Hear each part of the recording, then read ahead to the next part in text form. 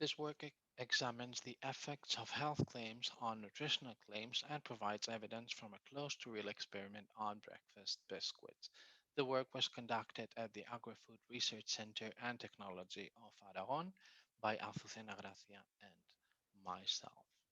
Sedentary lifestyles and poor health food choices have been demonstrated to lead to ill health and premature death. According to the latest data from the World Health Organization, these four groups of diseases represent more than 80% of all premature death each year related to diet. The most common death comes from cardiovascular diseases, followed by certain types of cancers, respiratory diseases, and also diabetes.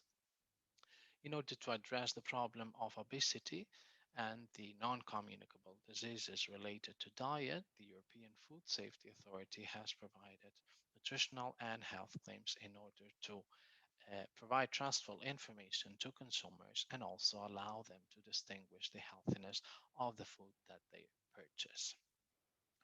Previous research, who has examined the consumer behavior towards nutritional and health claims, suggests that people who read and use these claims tend to have a healthy diet. However, others suggest that consumers struggle to understand them, especially in the case of health claims, which might lead to information overload and also might generate consumer disutility.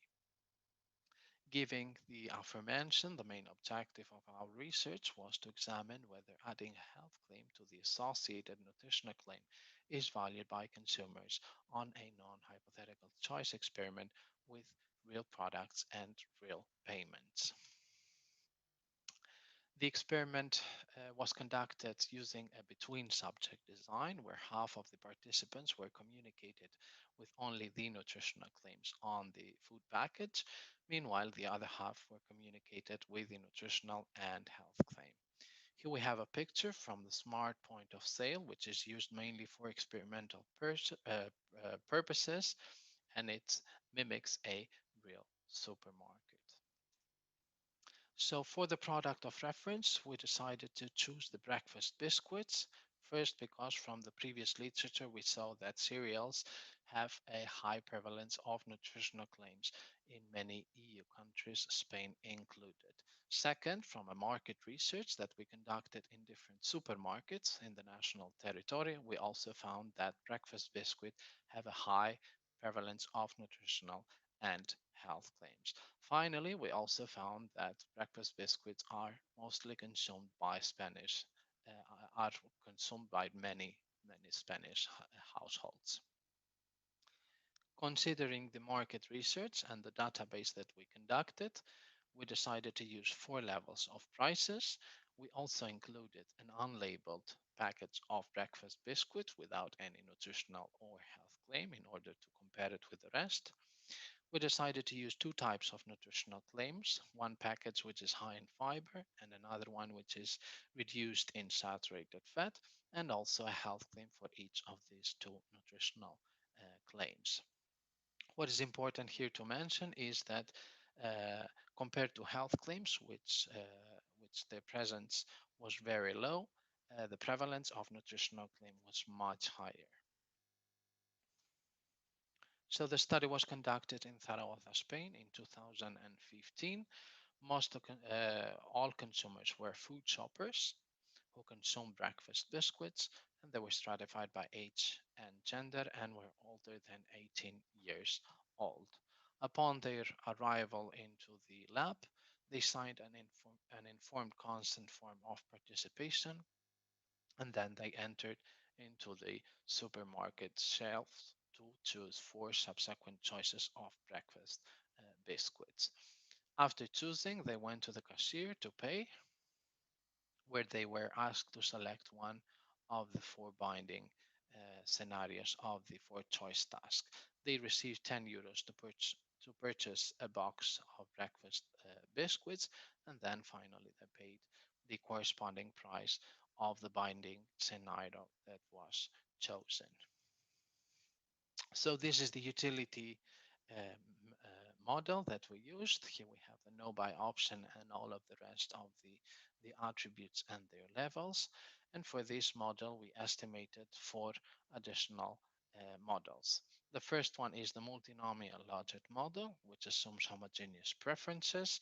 Then in order to relax this assumption, we estimated a random parameter logit model, which assumes heterogeneous preferences.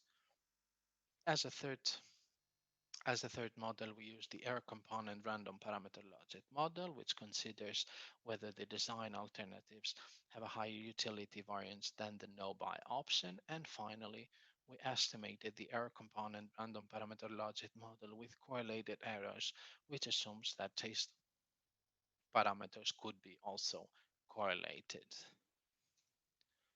So here we have the results from this latest model, which had the best fit compared to the rest of the models that I mentioned before. Here we see that the no-buy option is negative and statistically significant, and what that suggests is that the utility of consumers was lower when choosing the no-buy option than the rest of the biscuit alternatives. The price is also negative and statistically significant, and that is expected. However, what is surprising here is the price sensitivity, which the coefficients are exactly the same. That means that consumer sensitivity regarding the price was the same, whether choosing a box of breakfast biscuit with a nutritional claim or with both claim on it.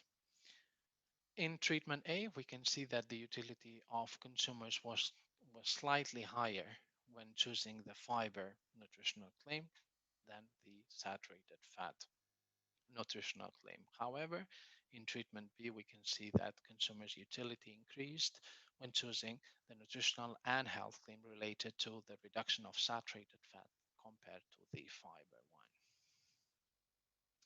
Next, what we did was we tested the external validity. So since most of the claims in the market were nutritional claims compared to health claims, here we have the willingness to pay from our model and the real market prices for each nutritional claim. And what we can see is that we don't see any statistically significant difference between our willingness to pay and the real market prices. So this result suggests that the model, the research that we used in this laboratory experiment and the results are exactly the same as the real market values. Then to find whether the health claims add any value to the corresponding health claims, we also compared the willingness to pay estimates between treatments. So what we see here, we see that there is no difference, there's no statistically significant difference between the fiber content between the treatment A and treatment B. However, there is there is a difference between treatment for the saturated fat nutritional and health claim. In this case, when they are both labeled together, the utility of consumers and the willingness to pay increases. So what that means is that the fiber enrichment health claim does not add any value to the corresponding nutritional claims, and vice versa for the reduction in saturated fat health claim on a package of breakfast biscuits. Summarizing our results, what we found was that consumers are willing to pay higher premiums for more information that advises them on the harming effects, on the harming health effects, such as the uh, reduction of saturated fat and the consequences that saturated fat has on our health, but they're not willing to pay extra for an information for the information of an ingredient which is naturally present in breakfast biscuits, such as the case of the fiber content. We cannot provide a definite answer on whether health claims add value to nutritional claims, since we didn't find since there was not a consistency between the results of both claims. However, we found that consumers do not add whether we found that Although consumers do not add value to the fiber health claim, their utility is not negative, or they do not have a disutility towards the fiber health claims. Food marketers, therefore, should consider the type of health claims and the nutritional claims based on the type of food, rather than generally assuming that providing health claims and nutritional claims on all products lead increases consumers' utility or leads to profits. Therefore, this should be taken careful consideration.